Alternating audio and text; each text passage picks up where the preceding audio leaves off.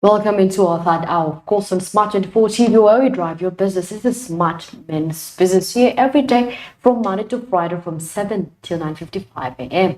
And of course, right about now, we're into the segment where we get to, go deeper and have much deeper conversations with experts, with economists on different aspects. And of course, today we are having discussion on navigating Uganda's Forex frontier. And of course, talking about the reserves, and of course, the different challenges that we've been facing over time. And of course, with the debt that is happening in the country, with the exports, the much exports that we have in the country, how are we going to make sure that we reduce the exports and we reduce the imports? We actually increase the exports and reduce the imports. Yeah, like Kenya is doing double of the import of the exports, actually, of the exports. So I mean, we are looking at the small, medium enterprises, how they drive exports in our country, Uganda.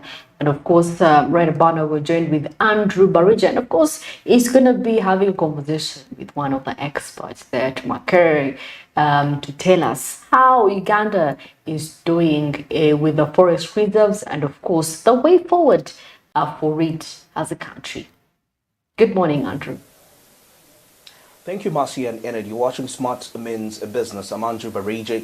I'm definitely here on Smart Means Business. We break down matters to do with economy, getting to understand the underlying trends and what are the appropriate decisions to be made, both middle managers and also when it comes to consumers making the right choices in terms of spending the incomes. And now talking about the Forex reserve of the nation, Uganda, of course, a country that has been grappling with debt, which is standing at about 97 trillion, and where we've actually experienced circumstances where offshore investors actually decided, because of that cause, to withdraw their funds. And as a result of that, it led to the devaluation of the shilling in relation with the dollar. In other words, it devalued by 0.9%. Of course, the slowest as compared to 2022, which definitely indicates that there is huge competitiveness in the region. And because it is slow, it's devaluating slowest only for Uganda in the region as compared to other nations. So what does that really imply? But of course, this is going to be also supported by a report here regarding Uganda's foreign exchange reserves, which increased to 3.9 billion US dollars. That was of August 2023. However, we see that in November there was a decline to about 3.8 billion US dollars. That is according to reports regarding that. But of course, there are quite lots of underlying factors that are largely determining this. Now, for this reason, I'm definitely joined with a research personnel from the Economic Policy Research Center here at the Makere University. That is Paul Lakuma. And we are going to be breaking down further matters regarding Uganda's Forex standing in relation to the global economy. Paul Lakuma, it's a pleasure to have you. It's been a while since we had discussions of this kind. I hope all is well. It's a pleasure, and good morning, viewers. All right. Now, taking a look at how would you assess Uganda's current forex reserve position, and what key factors contribute to its standing in the global economy? Of course, capital flow, it's what contributes to the accumulation of foreign reserves. Another channel is remittances. This is mostly for household and health expenditures, for education and health, for mostly consumptive expenditure, but it ends up in our reserves because to use that kind of money, you have to exchange it to Uganda shilling, then you have to give it up to the banking system, and it will somewhat somehow end up in our reserves. So those are the two main channels of reserve accumulation: capital inflow through FDI, foreign direct investments, and venture capital, and then remittances. However, accumulation of reserves, we don't just do it for the sake of it. Exactly. I think there's a limit of how much you can accumulate. The standard and the recommended threshold is 5 months of imports. Yeah, anything above that will have repercussions. Will have consequences on the economy. One of the consequences is appreciation of your domestic currency. Yeah. Another consequence is the impact on the tradables. Your exports will be less competitive because you have a lot of foreign reserves. The other impact is the relative appreciation of the non-tradable sector. Haircuts of 100,000. I'm just being hypothetical. Yeah. Haircuts of 100,000. Airtime will go up. Those are the non-tradables. Telephone, airtime, haircuts, hospitality sector, things which you can't export. Their prices are going to appreciate. And you have seen countries which have, mostly countries which are resource rich, tend to have what we call a sovereign wealth fund.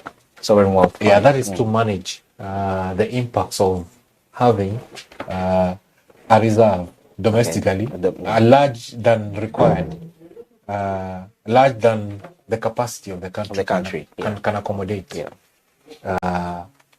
To manage that kind of reserve, you need to put the money outside in a sovereign wealth fund or some fund which is external, which is externalized into another country with a bigger ability to accommodate such amount of foreign currency, to avoid the destruction of your economy, both the tradable, particularly the competitiveness of the tradable sector, that is agriculture mostly. For us, it will be agriculture definitely, and agro-industrial products, and the destruction of the prices, the relative prices of non-tradables.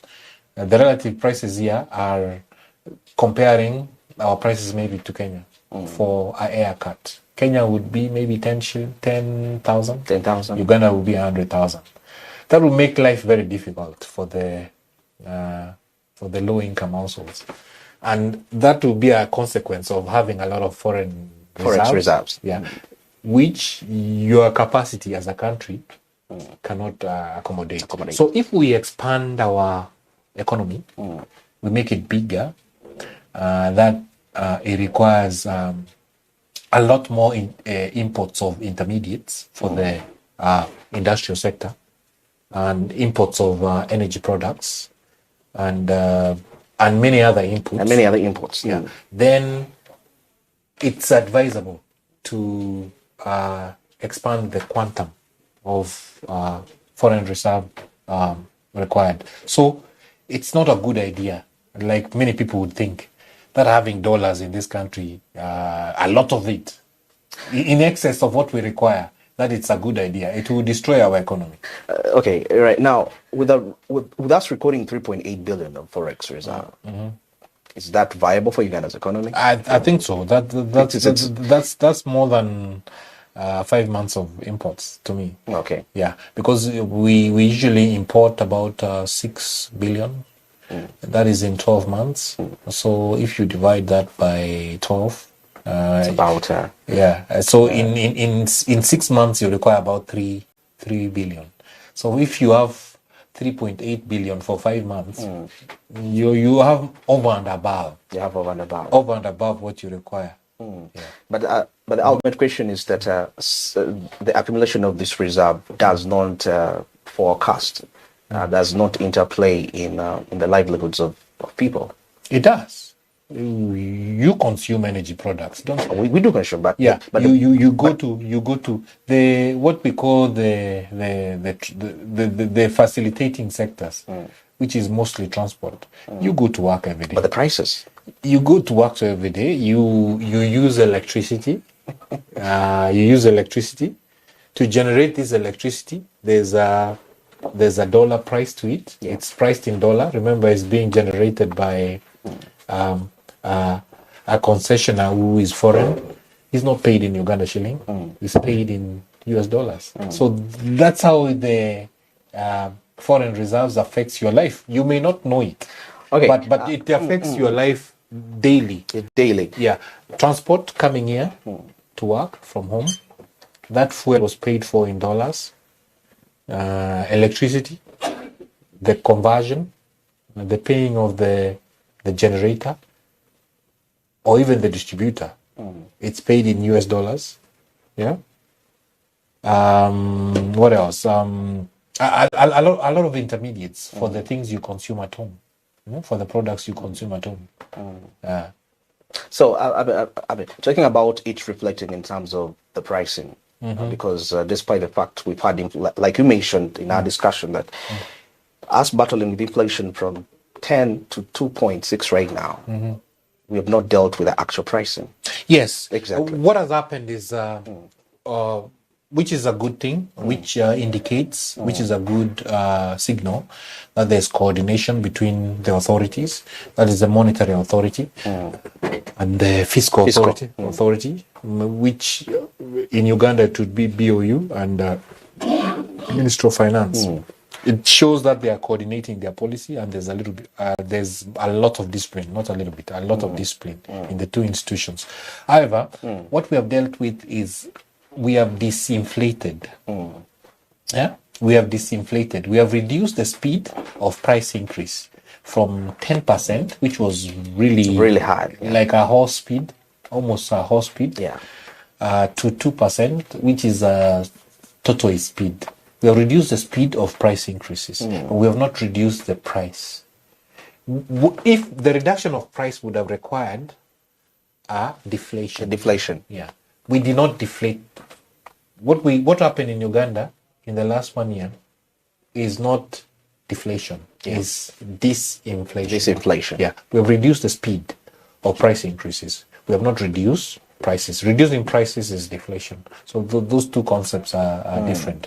So probably the next step should be deflation. But if the prices reflect the market fundamentals, we shouldn't do something artificial because it will backfire. It will backfire. Yeah. So we should let the forces control. If the fundamentals indicate that the current pricing of sugar, milk, bread, eggs is reflective of the supply and the demand in the market, then we should let it be. We should let it be. We shouldn't interfere. Okay. Yeah. Now, of course, from an economic perspective, how do trade imbalances impact Uganda's ability to build and maintain a substantial forex reserve? Of course, if you're importing more than exporting, then it does impact your reserves, because then you need a little bit more foreign currency to pay for the imports your country is getting, from industrial imports to personal use imports like cars and stuff. Yeah. So the trade imbalances affect that. But of recent, if you've looked at the data, Uganda has been doing very well. We've been actually in the export market. Where in the region, with gold actually being leave alone gold, because a lot of our trade, gold it's high up there. If you look at it individually, but if you look at it the aggregate, most of our exports are not in the aggregate. If you aggregate everything into components, you find that most of our exports are in the region, and we don't export gold in the region. We export gold to other outside the region. I think maybe to Belgium or maybe to which is more sustainable markets out of the region and the regional markets. No, we should have all the markets. I mean, as they come. I usually don't advise you to concentrate on one thing. Yeah, anybody who is open for doing business, we should do business. But what I was saying is that half of our exports were regional. 3 billion. $3 billion. Yes, were regional, and these are tomatoes, maize. Yeah, simple things. Exported in raw form. Yeah, these are simple things. Yeah, these are simple things. Some may have been processed, but not very high level processing. More of agro processing. Yeah. Okay. Yeah, 3 billion worth of exports. 3 billion worth of exports. Yes, in the region. Any observation? What are those sectors that you feel need to be prioritized if we are to have a balance to deal with trading balances? We should add more value, of course, to the agro imports. If we are now gaining 3 billion out of them, imagine if we had added value. They are more of manufacturers. Yeah, then that could be potentially be another 3 billion. Yeah, if we added value. For me, is value addition and increase of industrial products would be the best way to go to improve our competitiveness, both in the region and internationally. And don't you think the World Bank haltering funding to Uganda has kind of been instrumental when it comes to Forex reserve shortages? And still away from that, taking a look at, we've been dismissed from AGOA recent. What does that mean to our incomes? Yeah, the dismissal from AGOA happened on the 1st of January. While we don't export a lot directly to AGOA, it's at something less than 100 billion. 100 billion of exports to AGOA.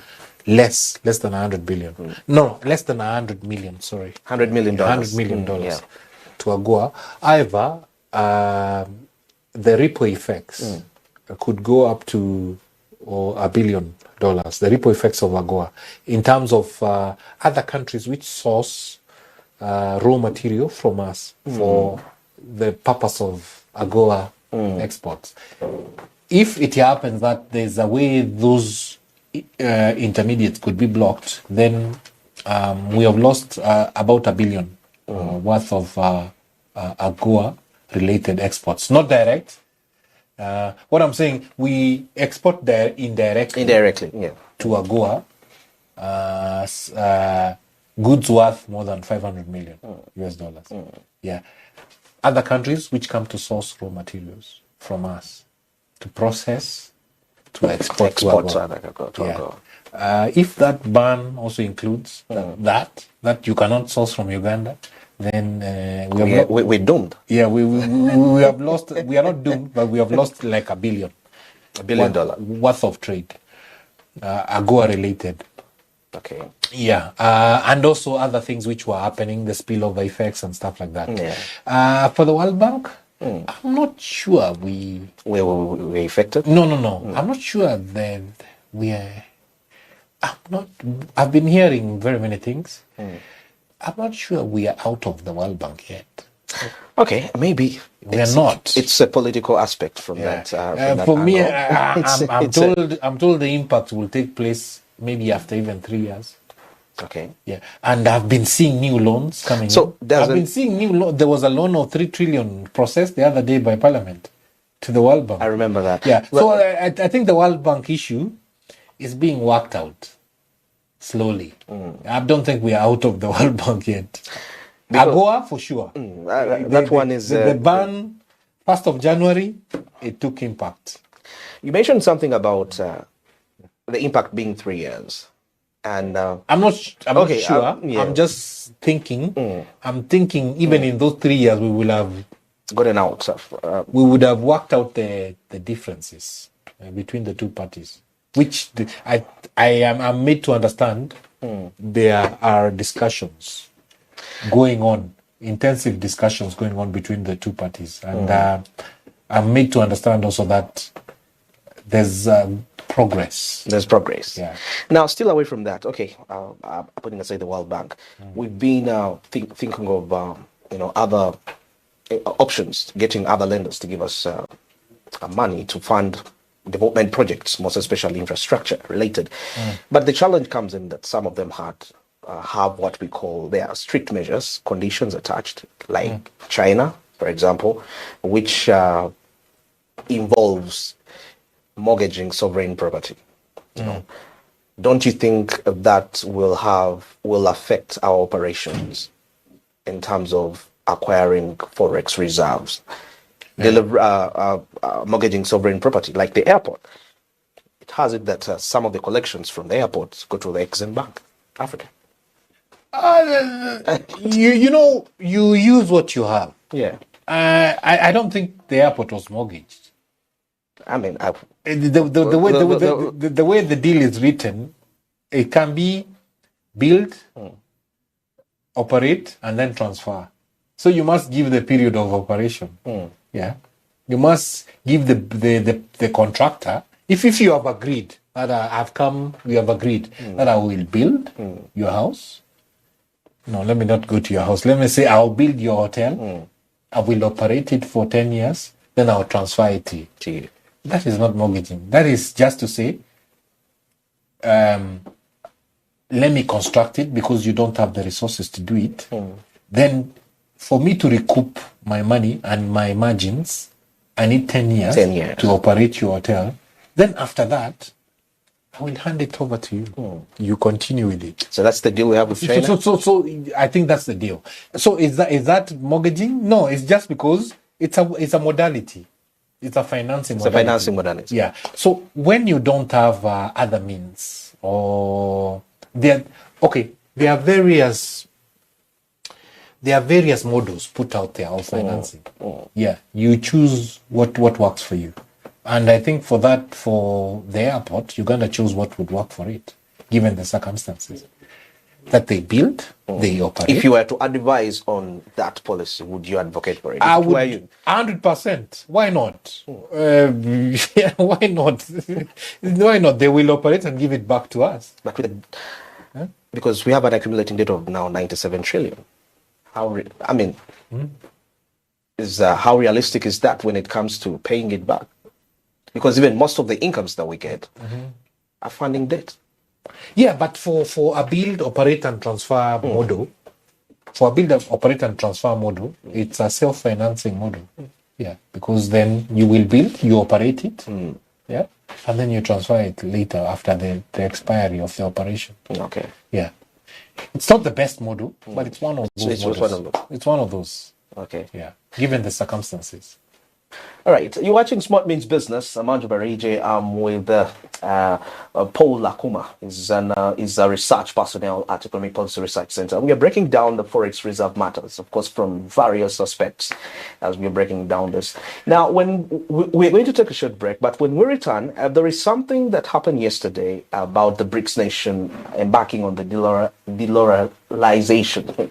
That's the name, that's how they pronounce it. In other words, they're going to evict to stop the usage of the dollar in their day-to-day transactions. And that has actually caused quite lots of reactions from various parties.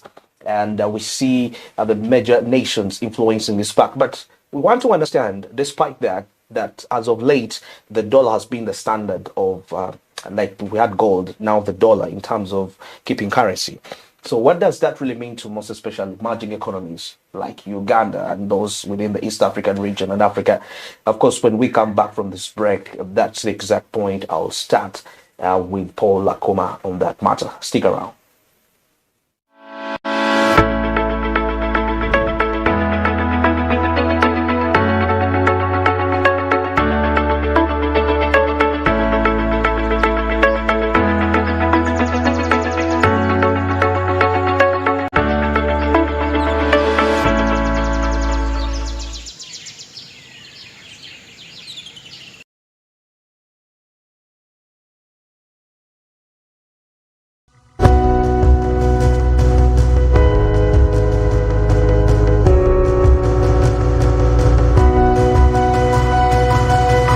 Smart 24, driving business.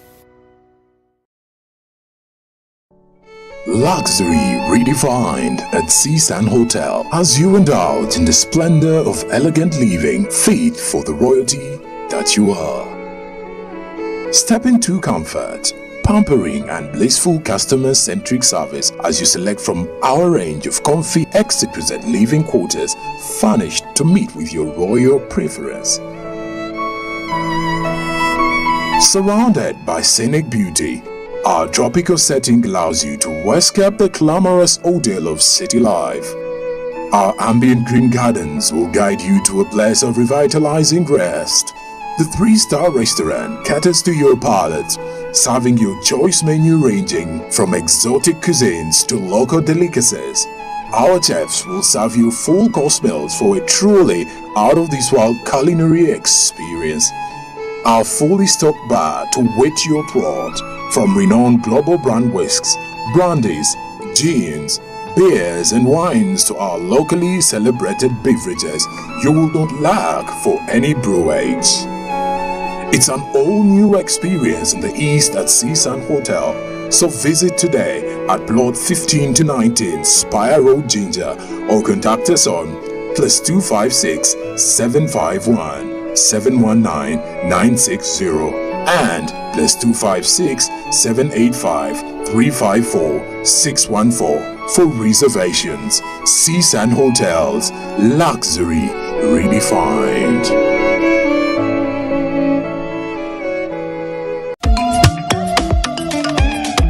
Jovia ng'oyolekera ku lugendo luno olw'obulamu, nkuwa ekirabo eky'amaanyi agatazizibwa, amaanyi okulabibwa n'okuwulirwa mu mawanga ag'ewala ennyo, okutuuka buli wamu nga yadde togenzeeyo, ensi yonna ng'ekuli mu ngalo.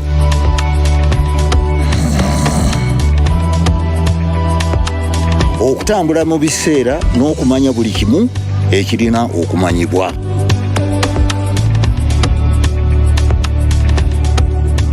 Jovia, kino kye kirabo kyange gy'oli. Tewali kkubo ku ki ky'osobola okukola ku mukutu nnantameggwa ogwa MTN. Cooking oil like no other makes your meal so sweet and scrumptious.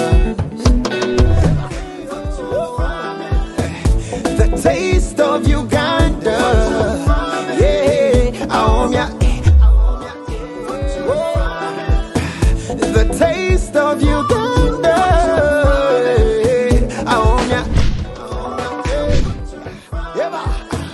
the taste of Uganda. I want ya.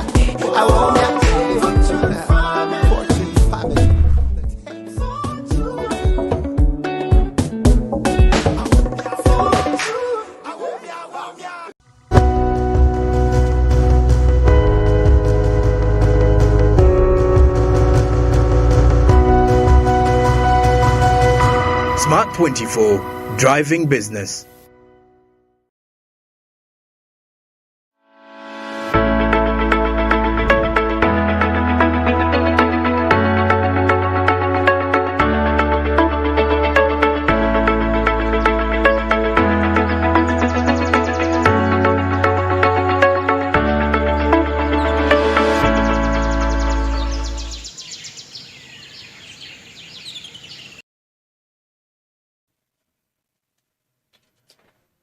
We'll be back from the break. You're still watching Smart Means Business. I'm Andrew Ubariji, and of course matters to do with the Forex reserve. Now, according to the Deputy Governor, the acting Deputy, that is the Deputy Governor of the Bank of Uganda, he suggested that the decline in the Forex reserves in 2022 was largely due to debt payments. And of course, we've been breaking down all these perspectives with as the country is grappling with the debt of about 97, that is 97 trillion. That is quite a lot of 97 trillion Ugandan shillings. That's quite a huge amount of money. Now, away from that, I had promised that we are going to be talking about the de-dollarization of the BRIC nations coming in 2024, which is quite the key agenda. It's like it's their goal for 2024 to achieve the de-dollarization. But what does that mean to the emerging economies, most especially Uganda? How do we see that? For me, I think it's they're going to be difficult, but it depends on the model they are going to use. Yeah. If they decide to use each country to use their own domestic currency, that's going to be easier for payment of imports. That's going to be easier, but of course, it doesn't give you the advantage of a unified currency. A unified currency reduces the transaction cost of having to change. Yeah, having to change. There's a margin for the changer, and the premium for the changer. Yeah, which will, if they decide to use their own currencies to pay for imports, that could be the first step and the easiest way to do it.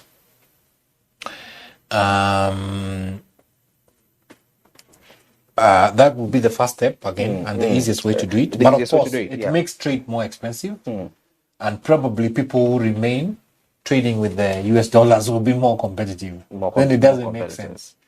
The second approach is to have a unified currency amongst these nations. Yes, they could decide on a unified BRIC currency, but then that brings in the administrative cost and the administrative lag of creating a central bank for the BRIC. Okay. Which doesn't make sense again. These are countries which are far-flung from each other. Brazil, South Africa, Saudi Arabia, Ethiopia, the new members. Ethiopia is now a member. South Africa, Brazil, Russia, India. Why is geography an issue? Because it is. Contiguity offers some advantage. Yeah, it does. Now, the third option would be to settle on one of the currencies. And the third and the best option is to settle on one of the country's currency as the exchange currency. And that looks naturally as the Chinese renminbi. Which is... the Chinese renminbi looks like the natural choice. Okay. Yeah, China is the richest in the group. Definitely. It's the most advanced in the group. It's a superpower, let me say. The biggest economy in the group. It's natural that the Chinese renminbi or the yen, is it the yen? They call it the yuan. The yuan. Yeah. The yuan would be the natural choice for the exchange currency for the BRICS. Okay. But will China accept that? Is it for its advantage? No. And its trading partners? No, it's not. Why? There are a lot of millionaires in China right now. Yeah. This is more of a secret. Okay. It's more of a secret. No one will tell you this. There are more millionaires in China. There are a lot of millionaires in China. Billionaires, okay. And billionaires. India has more billionaires. China has more millionaires. No, okay. Yeah. It's more advantageous to have more millionaires than billionaires. Billionaires are countable. You will count 6, 7, 8, 10. But millionaires are they can be in millions. Okay. Yeah. Me and you can be millionaires. It's possible. China has a lot of millionaires. Yeah. A easily exchangeable currency will create some form of freedom. Of movement for these millionaires. I don't think the Chinese system is ready for that right now. Okay, I understand the political side of it. It's quite very tricky on the Chinese side. But now, where? Okay, it's not ready for these people to be mobile. Okay, China still wants to keep with it, to control its business class. The protectionist policies. No, not protectionist as such. China is open for business, but its business class should be obedient to the state apparatus. Yeah, the moment there's an easily exchangeable currency, these people will move freely, and that can destabilize the system. Okay. Yeah, I don't think that's a price they are willing to pay for, and I think China will not accept that the renminbi be the currency of exchange, and that will create a dilemma. Okay, now away from that. But as I say, there are other models. There are other models. Which I have told you. One is let's exchange using our domestic currencies. The other one, let's have a central bank and create a new currency. The other one, the Chinese renminbi. I don't see the third option being viable for China's own internal dynamics. Yeah. And the internal dynamics are very key to China in any decision they make. I don't think they will allow. If the dollarization happens, this is my own hunch. It's not informed a lot by any informed. But of course, based on your experience. Based on my experience Yeah. in the industry and stuff. If there's active de-dollarization, not only in the BRICS but around the world, Around the world, yeah. expect the Fed system to create a digital currency. I didn't see this coming. They don't accept it now. They have refused it. Yeah. Other countries some countries have created Have in created Europe or whatever. Yeah. The Fed system has refused. They have folded their hands when it comes to digital currency. Yeah? But once the dollarization becomes active, expect the Fed to create a digital currency. Yeah, and that digital currency will become key. It will emasculate the existing ones. Yeah, the Bitcoin, the Ethereum, and whatever. They will be emasculated, and that will bring Fed to the core again. Now that brings me now back to the aspect of exchanging in local currencies when importing. Does Uganda are the odds in the favor of Uganda in case it was to happen that way? Region-wise, yeah. If for regional trade, and which I think it's already happening, Uganda shilling is exchangeable in Kenya. Only that we have to integrate a little bit more so that the exchange rate losses are minimized during the conversion. Yeah, there are movements towards a single currency. East Africa. Yeah, the East African currency, but it's much slower than we expected. I think we are past the deadline. We must be. Yeah, we are 4 years behind schedule. Okay. Yeah, it should have happened in 2020. Yeah, but again, it's better to do it slowly and do it perfectly than to rush and then having an integrated currency it's a problem. It's a huge problem. Managing it, you are giving up sovereignty over monetary policy. Oh, yeah. It means Uganda now cannot do monetary policy. The Central Bank of East Africa can't do the monetary policy. Will do the monetary policy. We have to give up, and that comes with consequences, especially when you are trying to rebalance something. Does it have impact to? It comes with livelihoods. It requires it requires a lot of discipline. Oh, the discipline but that's on the leadership side. If I'm to take a look at the individuals, does it impact their livelihoods? It does. Like when now, let's say, because when we give up control over monetary policy, then let's say our currency is depreciating. Yeah, we can't use the exchange rate. We can't use the interest rate anymore. Okay. To target. So how will the access to credit be like? How would access to credit be in that moment? It could become cheaper. Okay. It could, potentially. It could. But it requires a lot of discipline, like I told you. Giving up your monetary policy sovereignty. That's a whole new topic we can discuss another day. All right. Yeah. Interesting. Now, we have conferences that are lined up, the NAM and the G77 plus China. How do you think will they impact Uganda's Forex reserves? Shall we experience the event itself? The event is a one-off. Because they are now like the NAM, it's 5 days. What do those 5 days mean? It's 5 days, Yeah. but this is how I would want us to look at it, Yeah. and approach it this way as a country. And that thing of the NAM is coming, we should it's good, we should exploit it, whatever. But we should look at the longer term gains. Okay. Yes, the NAM 5 days. How much can it bring? It's less than because a lot of the commentators that were talking about this, that has been the center for an exchange tourism. No, to me, Yeah. to me, the NAM, we should use the NAM as an appetizer or as a as a catalyst. Okay. To greater things in the future. The cameras are going to focus on Uganda. Yeah? The cameras of more than 100 nations are going to focus on Uganda. More than 50 heads of states are coming to Uganda. We shouldn't look at the money we are going to gain from the 5-day process. Yeah. We should look at how can we brand Uganda and take advantage of NAM. And even being chairperson. Yeah. take advantage of NAM, yeah, and benefit from it 10 years from now and 10 years ahead. Yeah? How can we brand Uganda? During the NAM, there should be all these posters about tourism, whatever. Not to focus on the guests at the NAM, to go to, some of them will not have time. But for them to carry the message that, hey, Uganda is a very beautiful country. Yeah. They have this tourism potential. They have these conference facilities. Leave alone tourism. What about the conference facilities? After the NAM is gone, how are we going to use that multi-million facility we have built at Munyonyo? You get it?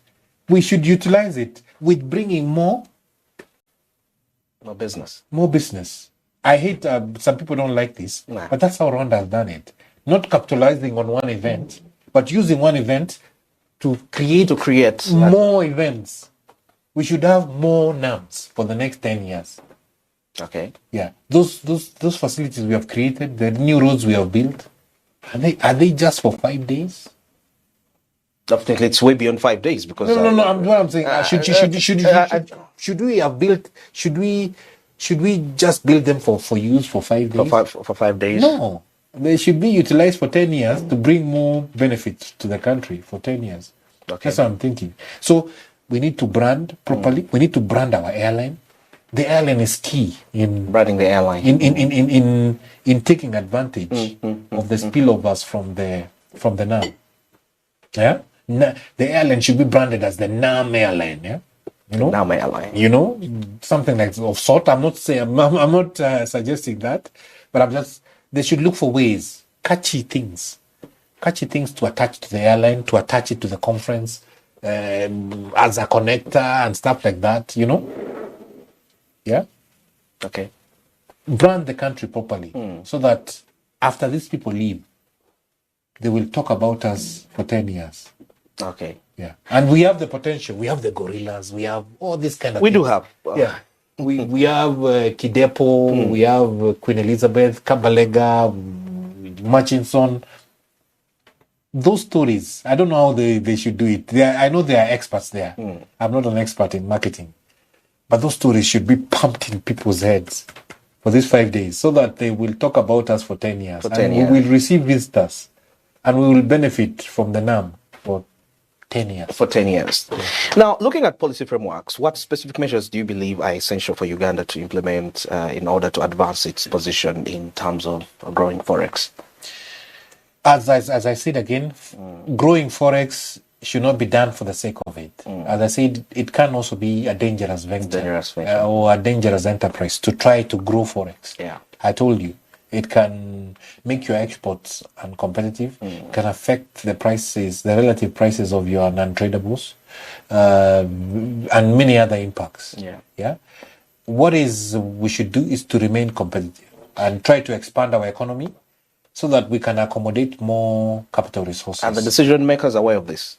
They know. They do this. Yeah, maybe they are not implementing, but they know the strategy. Yeah, and it's some of them documented in the country's strategy, from the NDP, the budget strategy, the budget framework papers, and many other the PDM, parish development model, and many other government development initiatives. They document some of the things we are speaking about here very clearly. Now, like when the only thing is now implementation and also prioritization. Some of these things are too many. Sometimes I feel they are too many. That we need to pick a few and work on them. Okay. Yeah. Like for now, we need to see how we can use the NAM to brand ourselves. Yeah. Now that's interesting. According to what I was, when I started something here, the deputy governor of the Bank of Uganda said, he mentioned something about most of the Forex reserves going into date. And when I mentioned something to do with investors offshore investors that withdrew money from Uganda's financial markets, most especially because the country lost credibility when it comes to clearing date. 97 trillion is quite a lot of money. Yeah. So as much as we are using NAM, how are we going to put out that image that we are struggling with date and some people can't trust us with their money because it feels like the government has lost credibility? I don't think so. Investors follow interest rates. If interest rates increase in another area, they will move. They are not there for charity. But they attached it. It could have been of the public debt, which created a reputation that is not right. Yes, I know, but that can be rectified. Okay. Those things are not permanent. But as I was explaining, investors follow interest rates. Our interest rates have been decreasing. Yeah. We are now at a single digit, 9.5. 9.5, the bank rate. To me, I think that's artificial. Why? I think Ugandan interest rates should be higher than that. It should be higher than 9. To me, okay. as From your experience. From my experience, Yes. should be higher than that. Yeah. Though they create imbalances for the private sector, especially MSMEs, in terms of credit access. Yeah. But an interest rate of 9.5, to me, it's low. It's not competitive enough. Okay. If the US interest rate is at 3.5%, I would rather keep my money in the US than here. Oh. Yes, because the US less risky. If I was one of those speculators who keep on moving liquid assets from jurisdiction to jurisdiction, looking for a margin, looking to minimize risk, 3.5 in the US is far much better than 9.5 in Uganda. So those are that's the point I'm making here is that investors follow interest rates. Yeah, whether you have debt or not, even if your debt was zero. Yeah, if there's a good interest rate somewhere, they will withdraw their money and go there. But that is not to say that we don't have a debt problem. I think we do, and we need to work on it. Yeah. But comparing to other jurisdictions in the region, Uganda is quite disciplined when it comes to debt. Uganda, we're disciplined. Yes. Look at Rwanda's debt. It's very high. Burundi, it's out of the roof. But and I hate to name countries. Of course. Kenya, Kenya. The reason they're having issues with their exchange rate is debt. Yeah. The only country probably which is relatively better than Uganda is Tanzania in the region. In the region. Yeah. Uganda is among the top countries in terms of managing its debt.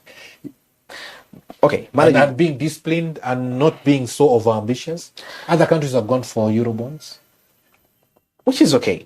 But my point of concern, and to the viewer out there, is we could be good at managing debt, but shall we keep always being good debt managers? Yet, if you are to evaluate what that debt really does, you need almost a microscope. And I agree with you there that we need to choose our projects rightly. I mean, we need to see what is, apart from roads, we need to see what this debt is doing and the returns to this debt. I agree with you 100% that we need to choose projects which bring benefits to the citizens. And we all feel, even if the debt is off the roof, and we have money in our pockets, then we will be happy. That okay, we are doing very well. We can manage the debt, but are we going to be we will be happy that okay, there has been debt, but we have the debt. We have the money too. The debt created opportunities. Yes. Yeah. Perfect. Yeah, it created opportunities, and we have money in our pockets, so it's okay.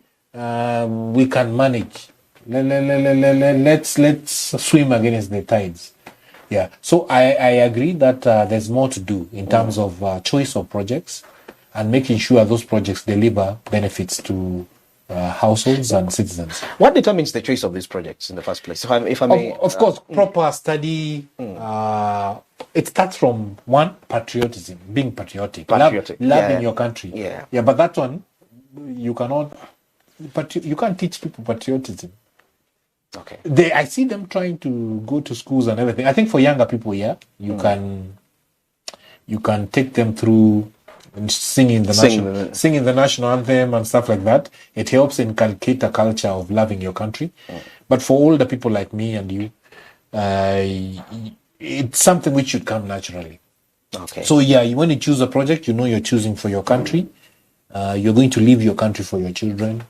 You need to choose the right thing, do the right thing, knowing that you are because we are, and you will leave, but Uganda will remain. Exactly. For centuries, Uganda will remain. All of us will one day go. So choose it, knowing that you are choosing it for your children, and your children are choosing it for their children. That's where we start from. But then also now, after that, after patriotism, you can have all the patriotism, but if you don't have the expertise, then that's another question.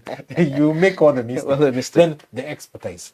I think we need to develop the expertise to choose, to negotiate. Okay. I think those things are lacking. Negotiating with like sitting with the Chinese and telling them, no, this is too high. This bring it low. Exactly. Yeah, this is what we can't take that. Saying no, no. Being able to say no. Sometimes we Africans don't have that ability of saying no. We are not going to take that project. Sometimes it helps saying no. Okay. Yeah. Interesting. It's been a pleasure. All right. Thank you. I've been with Paul Akoma. He's a research personnel at the Economic Policy Research Center, and we've been breaking down, of course, the country's current Forex reserve standing as we speak right now. And thanks for being part of the show. Smart means a business. Have yourselves a wonderful day. We'll link up tomorrow. Good morning.